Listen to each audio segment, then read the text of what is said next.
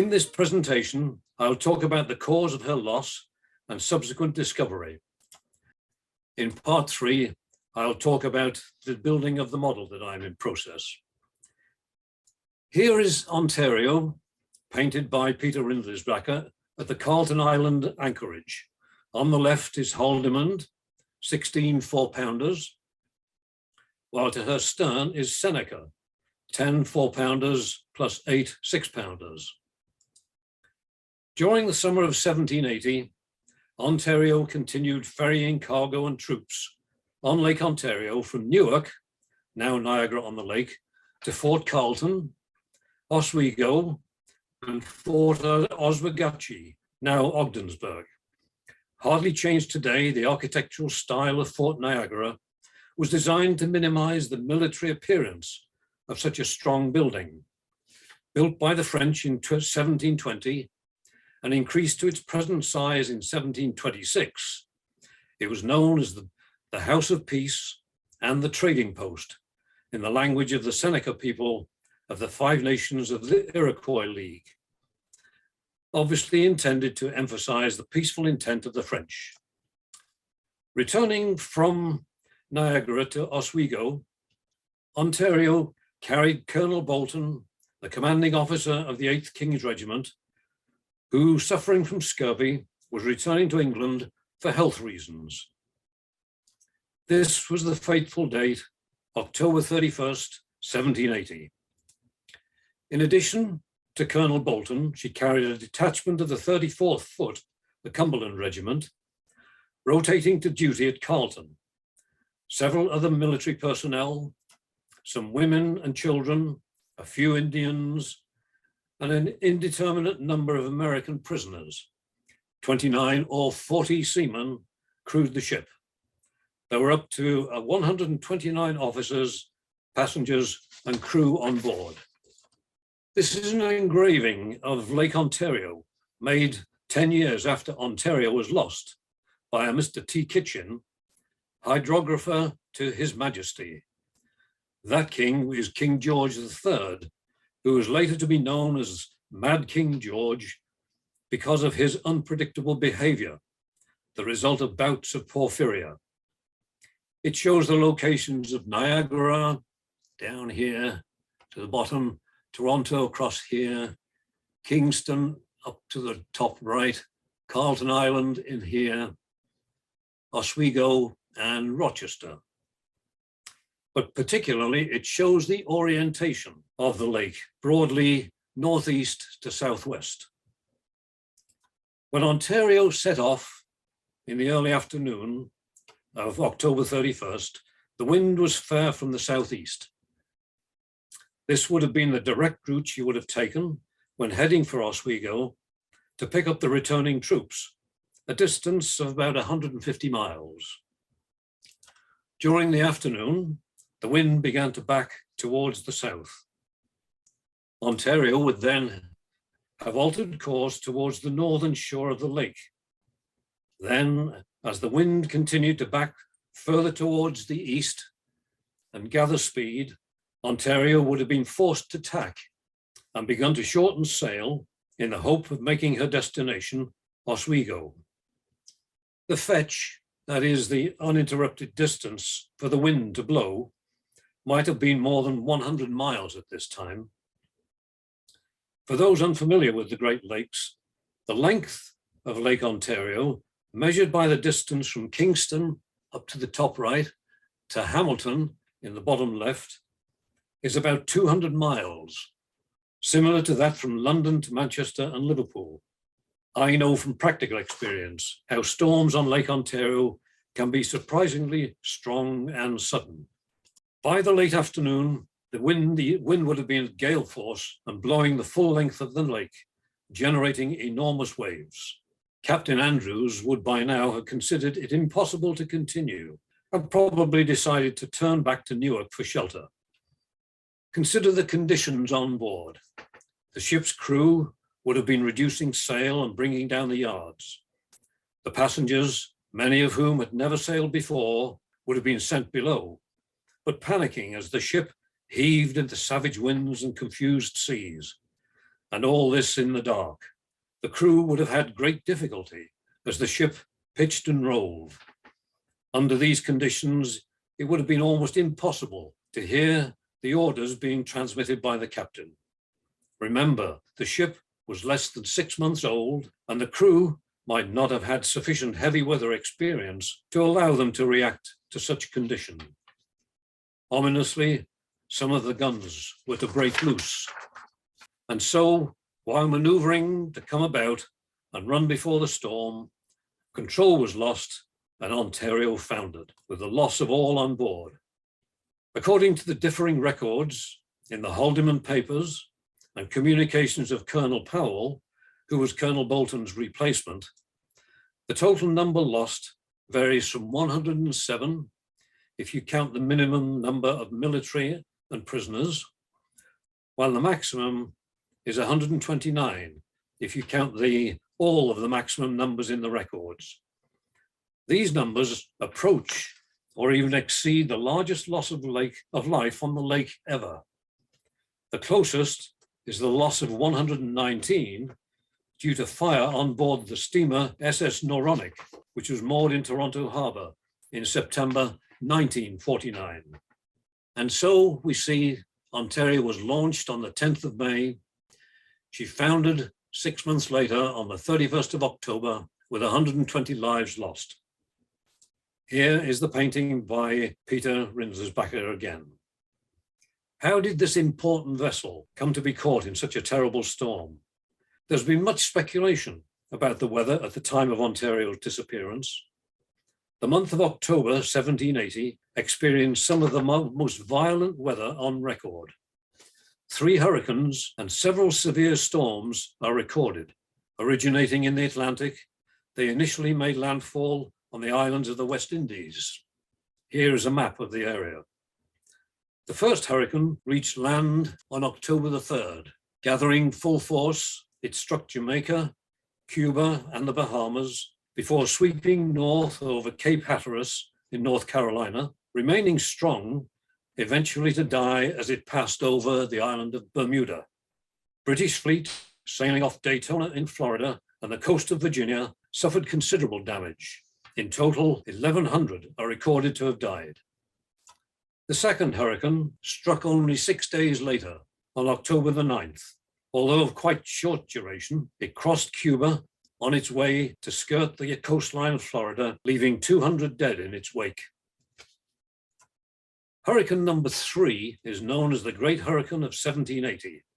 It followed hard on the heels of Hurricane number 2, but moved very slowly as it traveled directly along the line of the Windward and Leeward Islands of the Caribbean for a whole week from October the 10th to October the 16th. It passed over St. Vincent, Barbados, Grenada, Martinique, Dominica, Guadeloupe, Antigua, St. Kitts, Puerto Rico, the eastern end of the island of Hispaniola, now the Dominican Republic, before passing north of the Bahamas chain. Many vessels in the British and French fleets in the Bahamas was lost.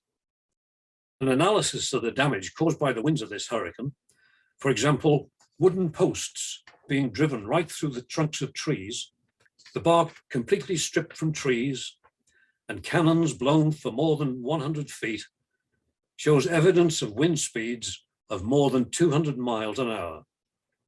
This would be a rare Category 5 in today's classification. Newspapers, naval personnel, and other records show that more than 22,000 people were killed.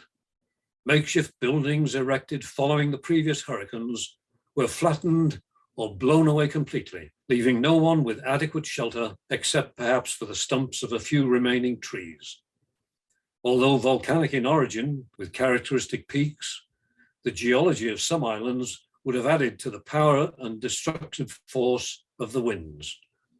Smaller islands were swept clean of anything that might be considered shelter. A storm later in the month, October on the 27th, took this path up the east coast of America. It would be classified as a tropical storm by the time it reached Lake Ontario. Interestingly, had it had Lake Ontario in its sights, its path would have been similar to that taken by Hurricane Hazel in October 1954, Canada's worst hurricane and Toronto's worst natural disaster. Then winds reached 125 kilometers an hour and 200 millimeters of rain fell in 24 hours. 81 people died, 1,900 families were homeless, and between $25 and $100 million worth of damage, which is more than 1 billion in today's money, still remembered by the older generation when I was reminded when I first arrived in Canada. Because of the amount of damage it caused, many lessons were learned from it, notably land use planning acts that limit housing and other construction on floodplains of rivers in the area are followed strictly to this day. This storm on October the 27th began in the Gulf of Mexico, passed over western Cuba and up the east coast of America, and may have been a contributing factor to the weather systems over the eastern seaboard and the Midwest, with the Great Lakes between them on the 31st of October. Organized and centralized meteorological observations were not made during the 18th century.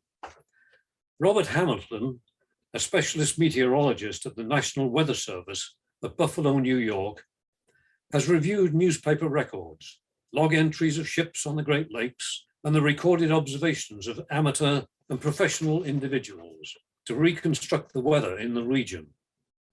Of some significance is the statement in a letter of General Haldimand declaring a sudden violent storm from the northeast occurred. This observation would likely have been a squall line, which would have come with no warning whatsoever. Hamilton's research shows a cold front moving unusually from northeast to southwest between a low pressure system over Michigan and another on the east coast. These are referred to as a backdoor cold front and would have provided the right conditions. Typically, these types of cold fronts occur in the early autumn months, peaking in October. Temperatures could drop more than 25 degrees Fahrenheit, 15 degrees centigrade, in just 2 hours, with 30 to 40 knot winds being not uncommon. The warmer waters of the lake at this time of year would increase the instability of the air mass over the lake and further increase the significance of the frontal passage. Such backdoor cold fronts do not typically generate strong enough convection for thunderstorms to develop, and there would therefore be no way for sailors at night to recognize the approaching hazard. If winds had shifted up to 180 degrees while gusting to 30 to 40 knots, it's not hard to envisage a crew on deck panicking. It would have been pitch black with no lightning or thunder to give any warning. As the ship lurched, the startled crew might have overreacted and exacerbated the dire situation. Recovery would have been impossible, as cannons would break loose and slam into the opposite side of the ship, sealing its fate.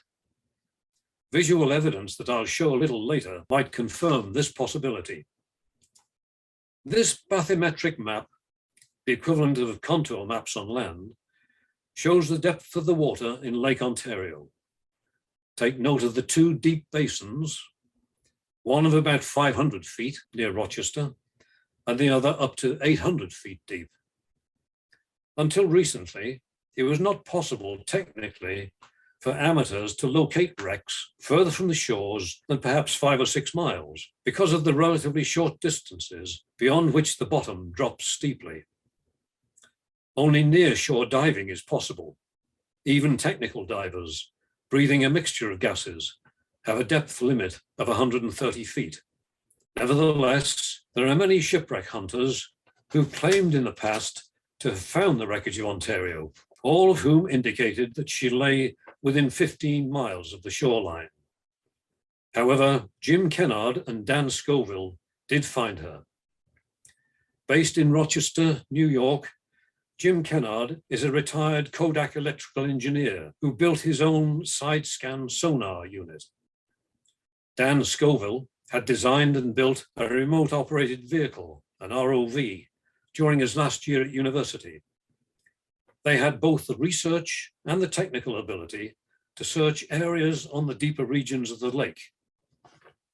After several years of research, which had borne fruit with the discovery of several other wrecks, Jim and Dan started on yet one more search of the waters near Rochester. However, having called it a day after yet another 2 weeks of unsuccessful searching, they left the scanning unit switched on as they began to make for home. And just as they were about to raise the ROV, they noted an interesting target. They switched the ROV back on, and this is what they saw: a ship's boat in near perfect condition. Near perfect, I say, because if you follow the arrow here, you'll see just along the starboard forecourt part there, a missing plank. But that's about all the damage that you can see. It might stretch further back towards the stern here, but that's about the only damage you can see on this vessel. They followed the sparse debris field along the otherwise featureless bottom of the lake, and this was revealed: the prominent fiddlehead and brackets, unmistakably of Ontario. This is a relevant section of the drawing of the draft. They had in fact found her. And so she was launched on 10th of May, lost the 31st of October, and found on the 24th of May, 2008. This shows the attitude of Ontario as she lies on the lake bottom. Hardly able to contain themselves, they marked the spot and returned the following day. They lowered the ROV. Fortunately, it dropped right between the two standing masts. A few yards either way would have meant disaster. The cable might have become entangled in the masts and they would have lost the ROV. Just consider the difficulties of steering a unit on the end of a 400-foot tether. They then proceeded to record about 90 minutes of video. I'm now going to show you a short section edited of this video, and I'll follow with some still photos later. You'll see the growths all over the hull. These are zebra mussels, an invasive species of freshwater mussels native to the Black Sea region, which were introduced into the lake in the 1980s when ocean-going ships disregarded the international requirement to dump ballast water at sea before refilling with fresh water. These mussels can survive low temperatures and the absence of light. Multiplying at a prodigious rate, they colonize rapidly into a large group of firm objects. So now I'll show you this section of the video.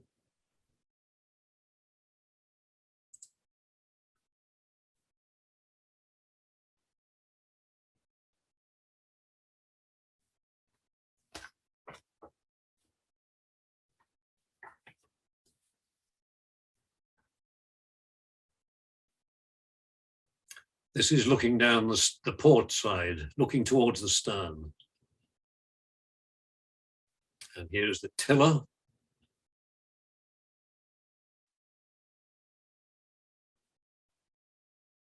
And you can see all the mussels on the structure. And a gun against the port quarter there, pointing to the stern. This is a color version of the same shot.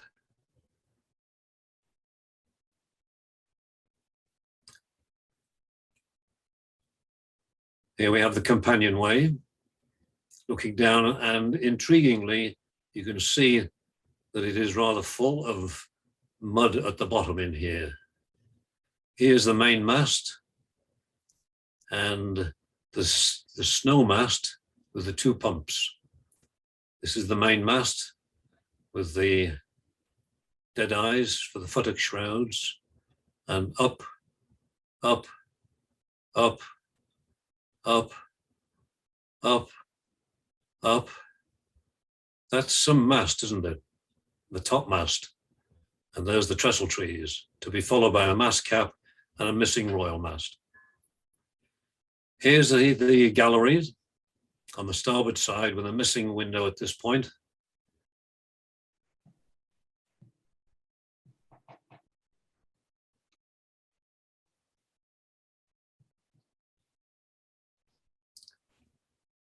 What a temptation to go inside. But they did not do so. So here's some still shots. Here we have the 4-pounder or 6-pounder chase gun mounted on the port side at the front here. And we have the anchor lining down below. This is a ladder, which is shown on the draft as between the lower deck, the gun deck, and the top here. Why it would have been brought up, I don't know, but this is one of the yards. And there are miscellaneous little pieces down here you can see on the bottom. Here's the windlass with the belfry, the foremast, and the inboard end of the fish, anchor fish. And here is, this one here is the forward mast crutch. At the far side of the boat, you can see the port mast crutch, and it does still have a spar of some sort still locked into it. And here you have the main hatchway.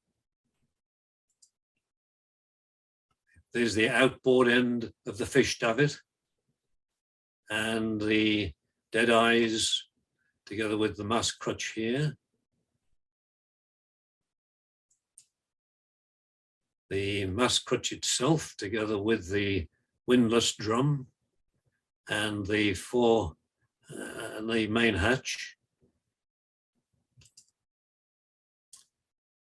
And here we have the companionway, which, as you can see by the shadow, is almost filled with, probably with mud over the years. Interestingly, the rest of the ship is not covered, but presumably that's because of the very slow current at the bottom of the lake, sweeping the decks quite clear. Here's the main mast and the snow mast at the back here. The snow mast, of course, is mounted on the deck on this reinforced planking at this stage. Here's the 2 pumps. This on the starboard side has the handle still in place. And on the port side, you can see the reinforced housing for the handle. Here's the main channel with the dead eyes and the straps. Interesting, there's no reinforcing straps on this because this ship, the plates are missing, and that's probably because it's such a relatively small ship. Here we have a sweep port. Here's the mast crutch, and faintly you can see the mast, the steps, the steps leading into the ship, just in this area here. The rail here has been reinforced underneath, and you can still see that some of the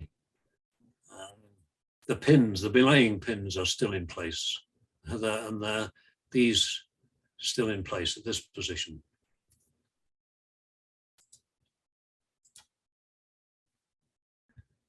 And here is the stern showing the galleries, and here just to show you the drawing, the section of the drawing.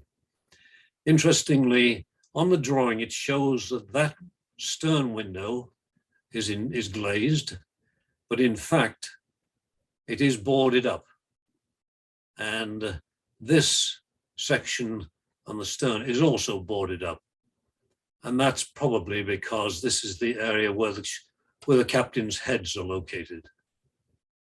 You can see the decorative taffrail back here, and across here you can just see that cutout where a stern chaser would be able to be pointed. This, of course, is the jackstaff.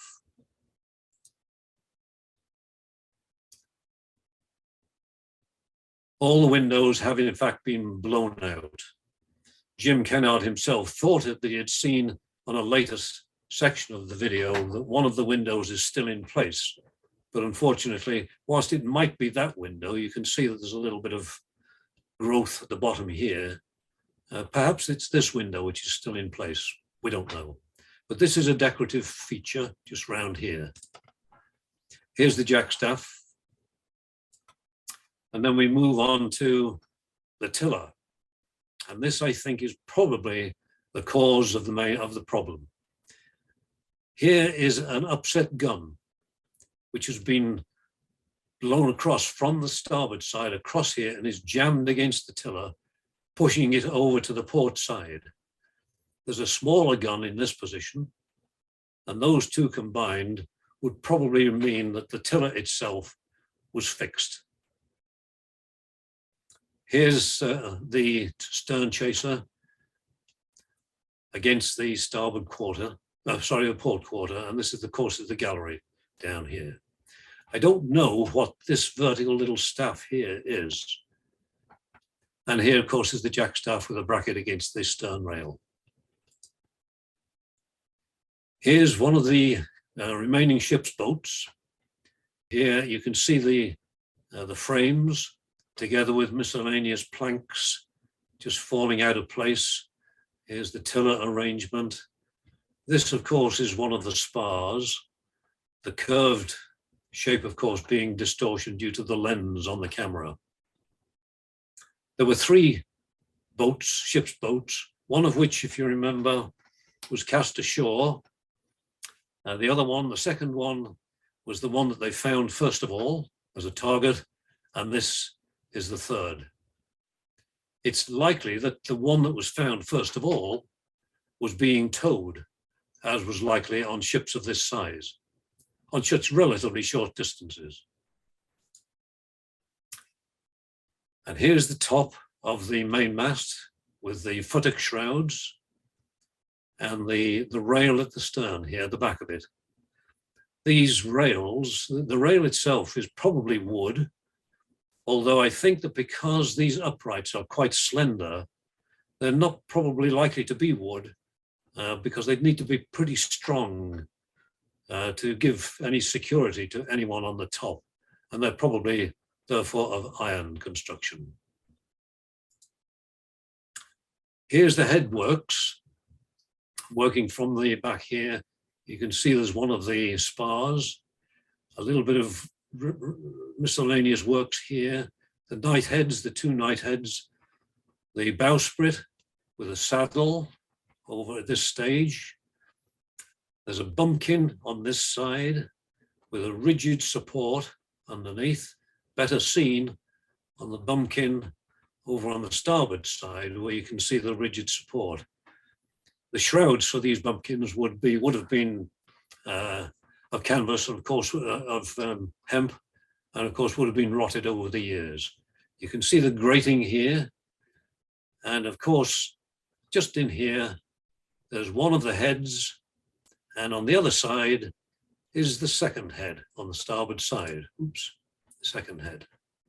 And of course, as you'll all know, seamen wanting to take advantage of these would jump over the top of the works here, move across to the heads, and would hold on tight whilst they were reading their Daily Telegraph or whatever it was.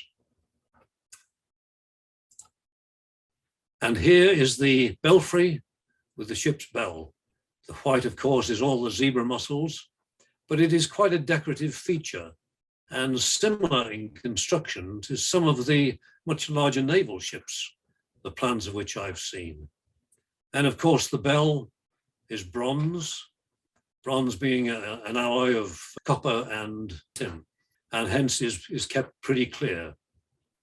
And for those of you who might have some sort of views about there being monsters in the lake, that's true, because here's a baby one at this stage.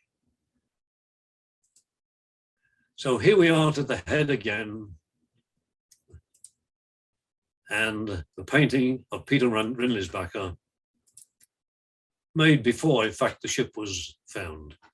There she was, launched the 10th of May, lost 6 months later, and found on the 24th of May, 2008. And so that brings me to the end of part 2 of this presentation on HMS Ontario. Part 3 I'll be giving at a later meeting when I'll be discussing the model itself.